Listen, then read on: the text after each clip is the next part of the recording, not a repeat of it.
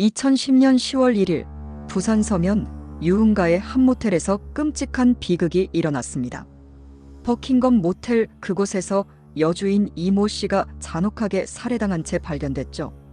무려 74번이나 칼에 찔린 시신, 피로 물든 방, 그리고 사라진 범인. 이 사건은 단서도 증거도 거의 남기지 않은 채 14년째 미스터리로 남아 있습니다. 자, 지금부터 그날의 이야기를 파헤쳐 보겠습니다. 그날 아침 10시 45분 모텔 종업원 김모 씨가 출근했을 때 뭔가 이상하다는 걸 느꼈습니다. 카운터 문은 활짝 열려 있었지만 평소 철저히 문단속을 하던 이 씨의 모습은 보이지 않았어요. 비품 창고로 쓰던 101호실 문은 굳게 잠겨 있었고 열쇠 수리공을 불러 문을 열었을 때 그 안에는 상상조차 하기 힘든 광경이 펼쳐져 있었습니다.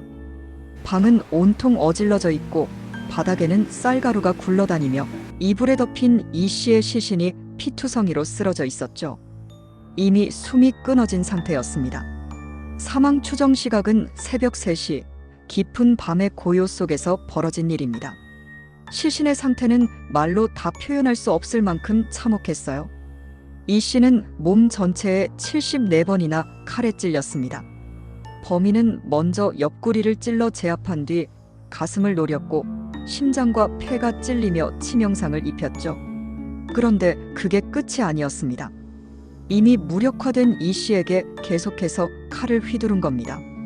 74번, 이건 단순한 살인이 아니에요. 전문가들은 이를 오버킬이라 부르는데 깊은 원한을 품은 누군가가 저지른 짓일 가능성이 높다고 봅니다. 그리고 시신이 이불로 덮여 있었다는 점, 이건 범인이 피해자의 얼굴을 마주하기 힘들어했다는 심리적 흔적일지도 모릅니다. 낯선 사람이라면 굳이 그러지 않았을 거예요. 사건 현장은 혼란 그 자체였습니다. 물건이 사방에 흩어져 있고 바닥에는 쌀가루가 뒹굴고 있었죠. 하지만 금품을 노린 흔적은 없었어요.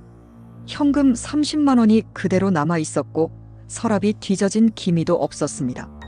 이건 강도 사건이 아니라는 뜻이죠. 그런데 이상한 점이 하나 더 있었습니다. 숙박부에 피가 묻어 있었고 그게 방 입구 근처 바닥에 놓여 있었어요.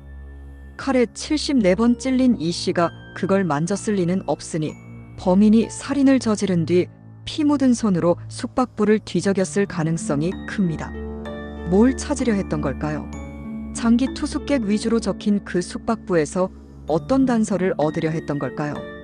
카운터 앞에는 CCTV가 있었지만 녹화 기능은 없는 감시용이었어요. 영상은 남아있지 않았죠. 그런데도 범인은 아무렇지 않게 범행을 저질렀습니다. 이건 모텔 내부 사정을 너무나 잘 아는 사람이라는 뜻이에요. 게다가 평소 겁이 많아 카운터 문을 철저히 잠갔다던 이 씨가 침입 흔적 없이 문을 열어놓고 있었다는 점, 이 씨가 범인을 직접 들여보냈을 가능성이 높아요. 아주 가까운 누군가, 이 씨가 신뢰했던 사람이 범인일지도 모릅니다. 다행히 모텔 밖에는 인근 가게에 CCTV가 있었어요. 그 영상 속에 한 남성이 포착됐죠.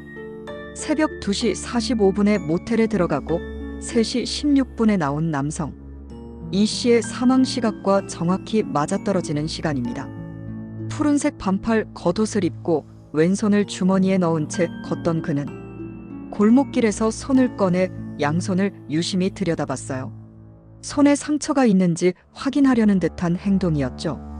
74번이나 칼을 휘두른 범인이라면 손에 상처가 남았을 가능성이 있고 왼손을 숨겼다면 왼손잡이일지도 모릅니다. 이 남성, 과연 누구였을까요? 경찰은 신원을 끝내 밝혀내지 못했어요. 이제 피해자 이 씨의 삶을 들여다볼게요. 그녀는 독실한 천주교 신자였고 모텔과 집, 성당만 오가며 조용히 살아왔습니다. 사교성이 부족해 친구도 거의 없었고 연애나 결혼 경험도 없었다고 해요. 아버지와 함께 모텔을 운영하다 아버지가 세상을 떠난 뒤 홀로 그곳을 지켰죠. 주변 사람들은 하나같이 그녀가 원한을 살 만한 사람이 아니었다고 말했어요. 그런데 이상한 정황이 하나 떠오릅니다. 아버지 사망 후 이 씨가 수상한 종교단체와 얽혔을지도 모른다는 겁니다. 모텔 직원들은 그녀가 이상 행동을 보였다고 기억했고, 어떤 이들은 그녀가 돈을 요구하는 사람들과 다투는 모습을 봤다고 했어요. 2010년대 서면 일대에 퍼져 있던 사이비 종교와 연관이 있을까요? 버킹엄 모텔 살인 사건은 이렇게 수많은 의문을 남긴 채 미제로 남았습니다. 깊은 원한을 품은 면식범, 숙박부를 뒤진 흔적, CCTV 속 수상한 남성 단서는 많지만 결정적인 증거는 없어요. 사건 이후 모텔은 폐업했고 그 자리는 이제 창고로 변해버렸죠. 14년이 지난 지금도 진실은 어둠 속에 묻혀 있습니다. 여러분은 이 사건의 범인이 누구라고 생각하나요?